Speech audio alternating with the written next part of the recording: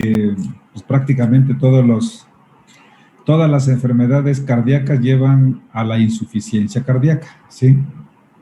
Y entonces, hablar de pues de este problema también muy importante, muy frecuente, creo que vale la pena tocar pues desde su definición, que tiene algunas variantes ya, ¿sí? Cómo se define la insuficiencia cardíaca. Bueno, pues también habrá que saber cómo está la estadística de la insuficiencia cardíaca en México, pues donde se hace estadística confiable, que siempre será en Estados Unidos. Ellos tienen un control muy serio en ese sentido, pero bueno, pues también nosotros aquí tenemos la insuficiencia cardíaca, pues además de que es la incapacidad del corazón para mantener las funciones metabólicas de toda la economía corporal, bueno, pues tiene muchas causas, ¿sí? Y las causas, pues son todas las enfermedades cardíacas, empezando por la hipertensión arterial, por ejemplo, y las enfermedades metabólicas, como sería la diabetes, los problemas de dislipidemia, todo lo que nosotros sabemos como factores de riesgo de enfermedad cardiovascular, pues nos van a llevar a este síndrome que es devastador para el ser humano, es caro pues para las instituciones del sector salud, llámese públicas y también privadas, y para las personas como tal, pues es incapacitante, ¿sí? Y entonces vamos a ver que hay causas que son, pues las causas mecánicas de la insuficiencia cardíaca, las causas estructurales, ¿no?, del corazón, y también se tocará, como en todas las patologías que hemos venido revisando, pues también los problemas desde el punto de vista trastornos eléctricos y de la conducción, ¿sí? Y aquí van a entrar otra vez las miocardiopatías dilatadas, las miocardiopatías hipertróficas, las enfermedades valvulares, que nos van a llevar inexorablemente a esta situación. Pero algo que es muy común, la hipertensión arterial, ¿sí? La hipertensión arterial es quizá de las enfermedades comunes en el mundo. Dijimos que es un gravísimo problema de salud pública que tenemos, pues va a terminar en insuficiencia cardíaca, ¿sí? Y la insuficiencia cardíaca, pues si tenemos sístole y tenemos diástole, pues va a haber insuficiencia en la sístole e insuficiencia en la diástole, y entonces vamos a decir que tenemos pacientes con falla cardíaca sistólica y con falla cardíaca diastólica. Y en la falla cardíaca sistólica, ya sus compañeros nos darán cifras muy precisas en cuanto a la fracción de eyección, cuando es insuficiencia cardíaca conservada, una insuficiencia cardíaca severa, ¿sí? Y también nos dirán cuándo la insuficiencia cardíaca es diastólica, porque nosotros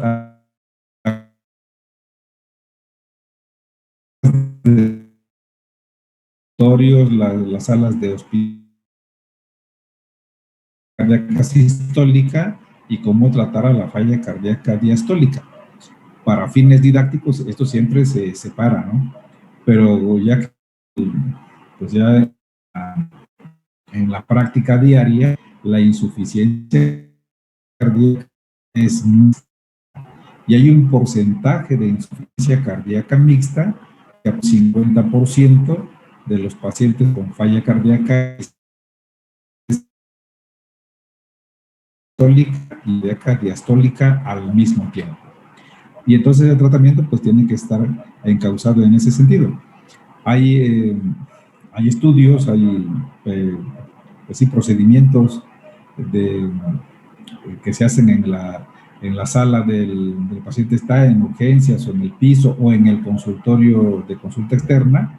Pues hay que saber de qué estamos hablando, de qué falla cardíaca, y bueno, pues los estudios metodológicos que se tienen, el ecocardiograma. Y el ecocardiograma nos va a servir muchísimo para saber si la insuficiencia cardíaca es sistólica o es diastólica. Y también nos puede orientar muchísimo en cuanto a las causas, ¿sí?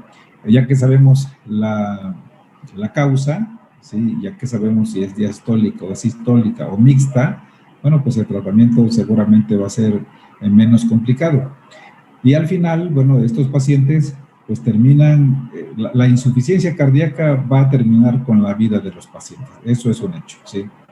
Y entonces hemos mencionado a veces el comparativo de qué tan graves son los problemas oncológicos y qué tan graves son los problemas de insuficiencia cardíaca, y por mucho estos problemas rebasan a la enfermedad oncológica en cuanto a mortalidad y en tiempo, o sea, el tiempo en que se da esta mortalidad, bueno, pues aproximadamente son 5 años, como la vida media de un paciente oncológico que le va muy bien, o a un paciente con insuficiencia cardíaca que le fue muy mal, ¿sí?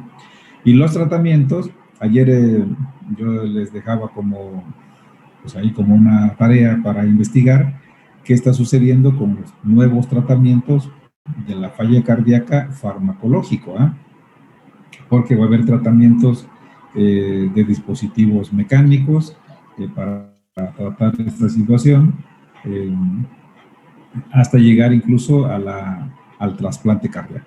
Entonces, seguramente nos llevará este día y el lunes a hablar de este tema, y hoy yo espero pues que sea de interés, sobre todo para seguir investigando sobre el mismo, ¿sí? Vamos a dejar a sus compañeros que nos platiquen de esto, a Jorge y a Marco, para que nos vayan orientando sobre esto. Adelante.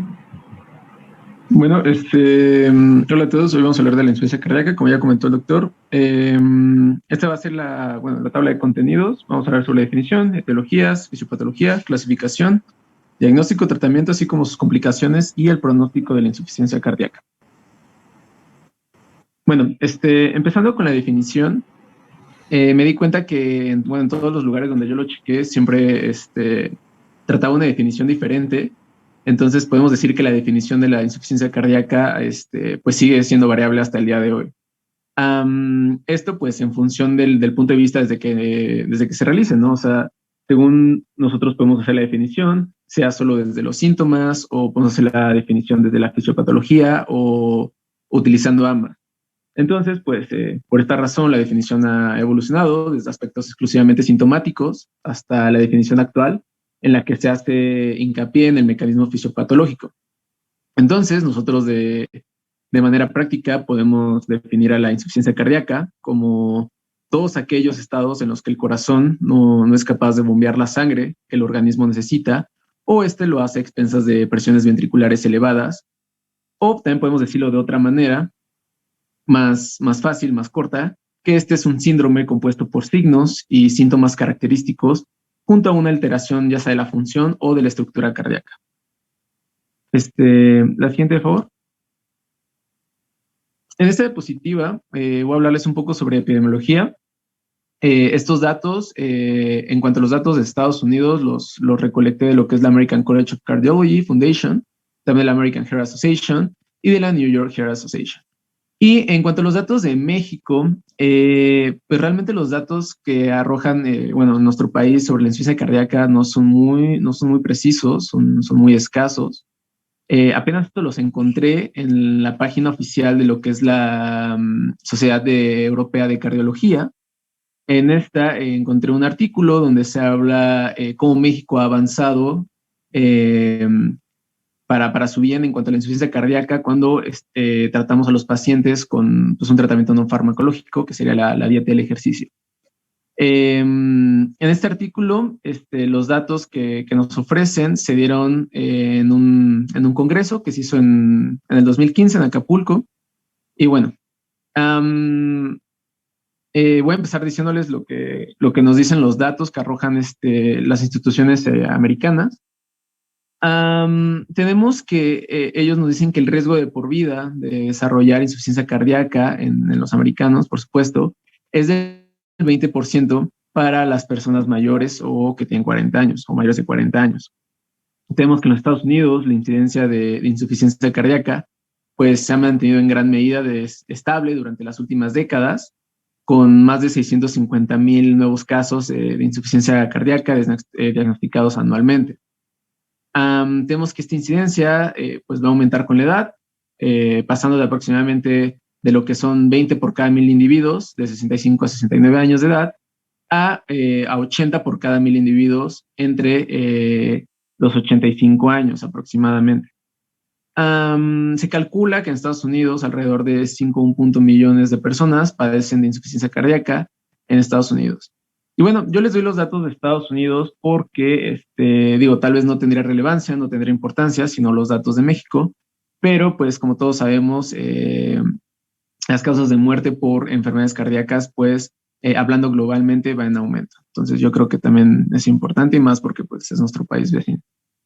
En cuanto a México, en este congreso, los pocos datos que se nos arrojan es que en ese entonces, en el año 2015, se calculaba que más de 700, aproximadamente más de 750,000 personas padecían de insuficiencia cardíaca. Tenemos que la incidencia era de 75,000 casos nuevos por año y que alrededor de todos estos casos pues, de insuficiencia cardíaca diagnosticados y manifiestos, alrededor del 25% de hombres y el 38% de mujeres con la insuficiencia cardíaca, pues seguirían vivos después de 5 años. También se nos arroja que de todos estos pacientes, el 40% tenía diabetes, el 41% tenía o tiene colesterol elevado, el 57% tiene triglicéridos elevados, un cuarto es obeso, el 55% tiene hipertensión, el 31% fuma y pues menos de 1% de todos estos pacientes es físicamente activo. Estos serían como algunos datos epidemiológicos, solo para que se den como una idea de cómo estamos en cuanto a la insuficiencia cardíaca en nuestro país. La siguiente, por favor. En cuanto a la etiología o causas de la insuficiencia cardíaca, tenemos que en ocasiones es difícil conocer la causa que acaba generando una situación de insuficiencia cardíaca. Sin embargo, pues lo que son las series cada vez más amplias en el mundo occidental o en países como el nuestro, pues muestran que la causa más frecuente puede ser la cardiopatía isquémica, seguida de la cardiopatía hipertensiva, y después de ella seguiría la enfermedad cardíaca valvular. Aquí, bueno, el otro gran grupo de enfermedades que podrían acabar produciendo insuficiencia cardíaca son el grupo de las miocardiopatías, que nosotros las podemos definir como pues, enfermedades asociadas, ya sea con la alteración mecánica o eléctrica del corazón. Y pues este tipo de miocardiopatías pues suelen manifestarse con hipertrofia o dilatación ventricular y estas pueden ser debidas a una gran variedad de causas, siendo las más frecuentes las de base genética. Tenemos que las miocardiopatías se pueden clasificar en dos grandes grupos y esta clasificación o la que normalmente se ocupa o la que más ocupa es la clasificación de la American Heart Association. Esta clasificación divide a las miocardiopatías en dos grandes grupos, dependiendo si está afectado solo, más bien si solo está afectado el músculo cardíaco o si está afectado, o más bien si esta afectación forma parte de un proceso pues sistémico. Esta clasificación categoriza a las miocardiopatías en lo que son las miocardiopatías primarias, que son aquellas confinadas exclusivamente o predominantemente al músculo cardíaco. Estas se pueden dividir en genéticas, en mixtas y en adquiridas. Las mixtas pues son genéticas y adquiridas. Y por otro lado tenemos a las miocardiopatías secundarias, que son aquellas en las que la afectación del músculo cardíaco pues va a formar parte de un desorden sistémico y multiorgánico. Estas anteriormente eran llamadas miocardiopatías específicas o enfermedades específicas del músculo cardíaco. La siguiente, por favor. Esta clasificación de la HIA excluye las miocardiopatías isquémico-necrótica y a la cardiopatía congénita. En esta imagen les puse lo que es la clasificación de la American Heart Association que se dio a conocer en el 2006. En esta pues podemos encontrar lo que ya les dije, la clasificación de las miocardiopatías primarias, que serían las de la izquierda, y las miocardiopatías secundarias, que serían las de la derecha. Entonces, como pueden ver, en las primarias, pues sí vienen genéticas, en mixtas tienen adquiridas, y pues las secundarias. Ya que tengan pues un poquito más de tiempo, pueden checar. Pero eso es toda la clasificación. La siguiente, por favor.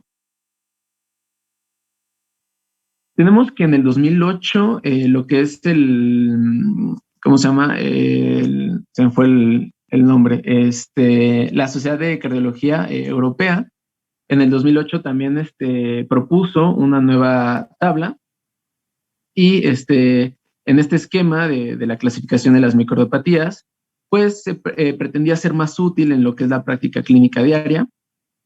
Esta tabla, bueno, esta clasificación, propone una clasificación en que las alteraciones del músculo cardíaco van a estar agrupadas según su morfología y función ventricular, y luego cada fenotipo pues iba a ser subclasificado en forma familiar y no familiar.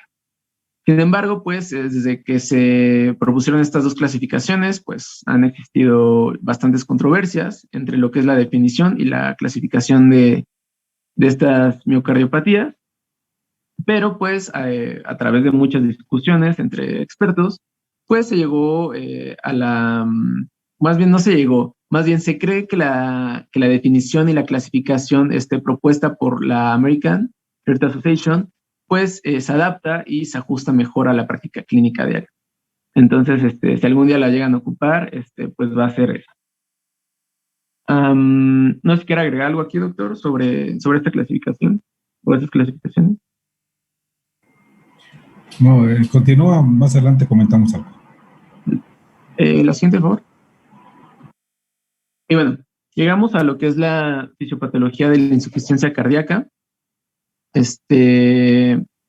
Bueno, tenemos que el conocimiento de lo que son los mecanismos por lo que se produce la situación de insuficiencia cardíaca también ha evolucionado, igual que la definición, a lo largo de los años. Y es que así, en lo que es la década de 1950, la explicación era básicamente un síndrome de tipo congestivo, basado en el manejo de la retención hídrica, explicado por un problema cardiorrenal. Después de ello, pasamos a la década de 1970, donde se hacía hincapié en el mecanismo hemodinámico, en el que predomina el fallo de bomba. Esto después de analizar el papel que desempeña el gasto cardíaco y las presiones a nivel pulmonar. Y lo que es a partir de la década de 1990, pues se hace hincapié en el papel de la puesta en marcha de lo que son los mecanismos neuroendocrinos. Estamos hablando del nivel de catecolamina, enzima convertidora de angiotensina 2, es decir, de otra manera, pues el eje renina-angiotensina. Mecanismo, que inicialmente se activan como mecanismos compensadores, pues rápidamente pueden convertirse en perpetuadores del daño cardíaco e inductores de lo que es la fibrosis cardíaca. Entonces, si lo podemos decir de otra manera más simple, lo que explica este modelo, que es el modelo actual que explica la fisiopatología de la insuficiencia cardíaca, es que nos dice que existe un desbalance y una ruptura de lo que nosotros llamamos homeostasis, que pues recordemos que este es el equilibrio que existe entre el organismo, que pues que permita que este mismo cumpla adecuadamente su cometido. Entonces, cuando hay una ruptura de esta homeostasis, en lo que tiene que ver con las neurohormonas, pues vamos a ver que hay desequilibrios sumamente complejos que hacen que la insuficiencia cardíaca se perpetúe y se autorretroalimente. Es decir, que pues sea algo progresivo y se aumente rápidamente, al menos que nosotros pues hagamos algo al respecto. Y bueno, ¿en qué consta este modelo? Nosotros tenemos al corazón, que pues por alguna razón va a sufrir una anoxia. Una anoxia, nosotros vamos a denominarla como aquellos factores o elementos, tanto del medio exterior como del propio organismo, cuya presencia pues pueden causar una alteración o una enfermedad. Entonces, a esta anoxia, por ejemplo, aguda, podemos llamarle un infarto agudo al miocardio, podemos llamarle tal vez de una forma más insidiosa, hipertensión arterial sostenida en el tiempo, o si nosotros queremos, de manera genética, podemos llamarle los distintos tipos de microdiopatías. Entonces, que con el tiempo, pues esta anoxia o de manera aguda, como es en el caso del infarto, pues van a llevarnos a un daño cardíaco. Entonces aquí, a continuación yo les voy a hacer un resumen y luego les explicaré paso a paso de la manera más sencilla y más rápida qué es lo que sucede con la fisiopatología de lo que es la insuficiencia cardíaca, ya que pues a mí realmente me costó un poco de trabajo entenderla, entonces pues así es como la entendí. Entonces espero que también la entiendan. Entonces, tenemos una noxa. Esta noxa nos va a llevar al daño cardíaco. Este daño cardíaco, pues, nos va a activar algunos sistemas que son compensadores a corto plazo. Y, pues, ¿cuáles son estos sistemas? Son, por ejemplo, el sistema nervioso simpático, a través de lo que es su efector más importante, la noradrenalina. También activa, por ejemplo, el sistema renina-angiotensina-aldosterona, que a través de sus efectores más importantes, que es la angiotensina 2 y la aldosterona, pues tratan de llevar equilibrio al corazón, como vamos a ver ahorita en las siguientes diapositivas.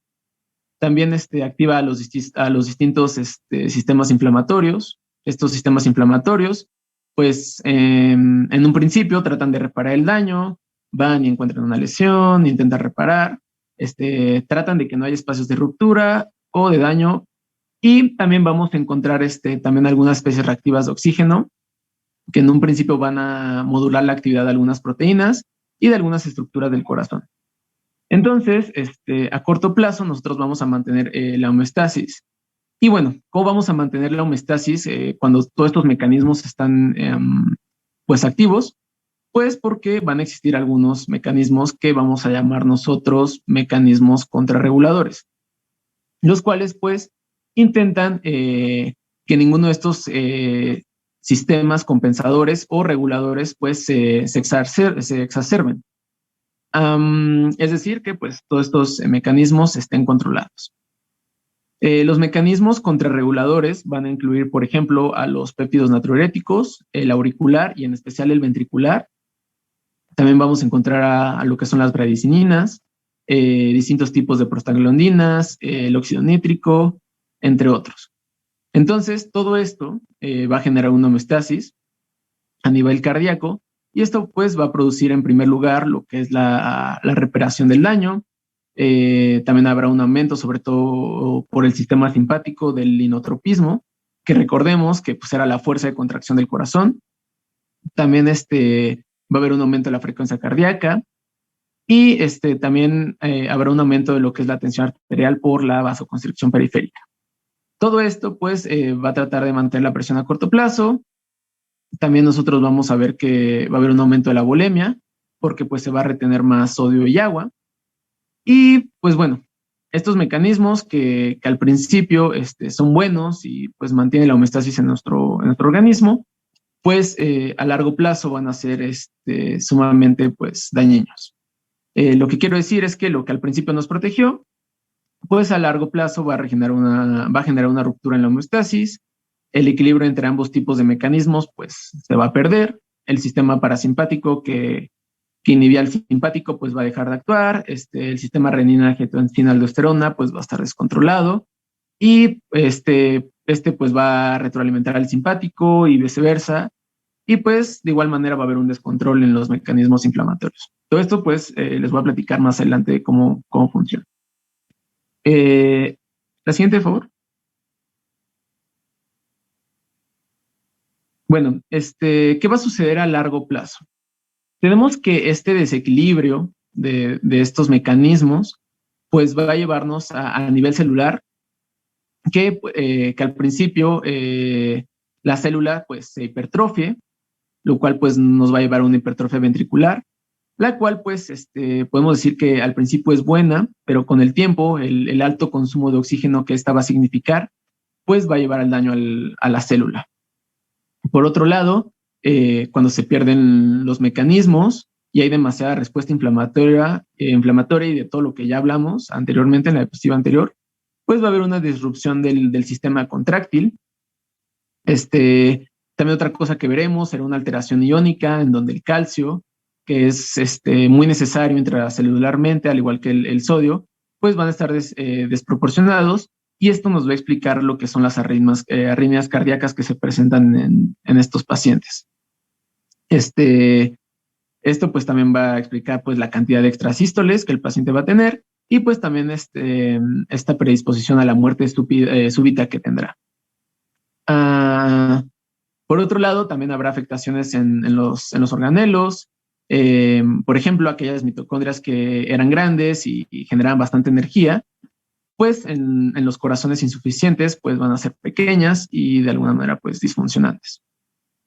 Y por último, a nivel celular, a nivel de los miocitos cardíacos, sucederá la apoptosis, lo que nosotros conocemos como apoptosis, pero cuando hay ya una insuficiencia cardíaca pues bastante avanzada, este mecanismo de muerte celular, que pues como sabemos es un mecanismo ordenado, pues va a ocurrir de manera exagerada. Es decir, que habrá un decremento de miocitos y también por otro lado pues vamos a poder ver una necrosis, la cual pues va a perpetuar lo que es la inflamación y a todos los otros mecanismos que se están activando. Entonces nosotros podemos decir que con el tiempo la célula va a perder su estructura, todo el citoesqueleto pues se va a destruir, lo que es la matriz extracelular del corazón, la cual se encuentra entre las células cardíacas y que da sostén, pues también va a ser degradada porque se van a activar lo que son los fibroblastos, que en condiciones normales, como sabemos, pues intentan reparar. Pero en esta situación pues van a alterar la producción de colágeno. Nosotros también debemos recordar que tenemos diferentes tipos de colágeno en el corazón, especialmente el tipo 1 y el tipo 3, y pues debe haber cierta relación entre los mismos. Y vamos a ver que en la insuficiencia cardíaca habrá más de un tipo que del otro, y esto va a llevar a una disrupción, a una alteración de la matriz extracelular. La fibrosis que cause esto va a ser exagerada en lo que son los corazones insuficientes, y pues esto nos va a aumentar rigidez cardíaca. Y esta misma fibrosis, o mejor dicho, el área que tenga fibrosis, pues va a ser un área que también va a predisponer a lo que son las arritmias cardíacas. Por otro lado, habrá afectaciones del corazón como una estructura entera. En el lado derecho podemos ver esta información. En cuanto al corazón como una estructura entera o macroscópica, tendremos disminución del inotropismo por distintas razones. En primera, pues, perdí miocitos. Perdí la estructura que sostiene el corazón y el aumento de la frecuencia cardíaca, que antes aumentaba el gasto cardíaco, pues ahora será más dañina, y esto hará que pues, el corazón finalmente se dilate. Esto, pues, va a ser provocado por la ley de Laplace. Esta dilatación, pues, va a ser un aumento indirecto de lo que es la poscarga.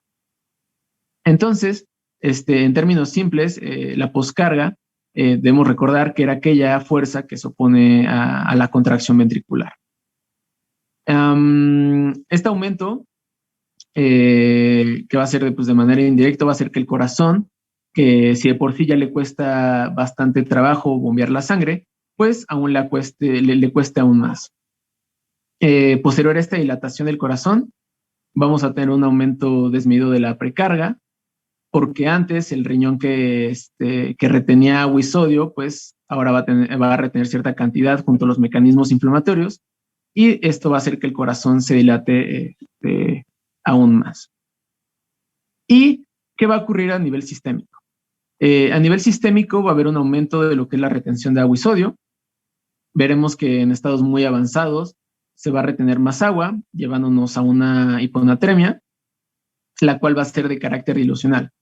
Esto nos dice, o bueno, lo dilucional nos dice que el sodio total corporal va a estar adecuado, pero habrá tanta cantidad de agua que se va a diluir.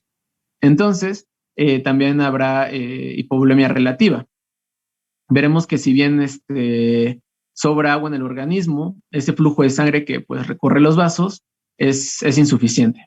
Así, más bien aunque haya exceso de líquido, ¿vale?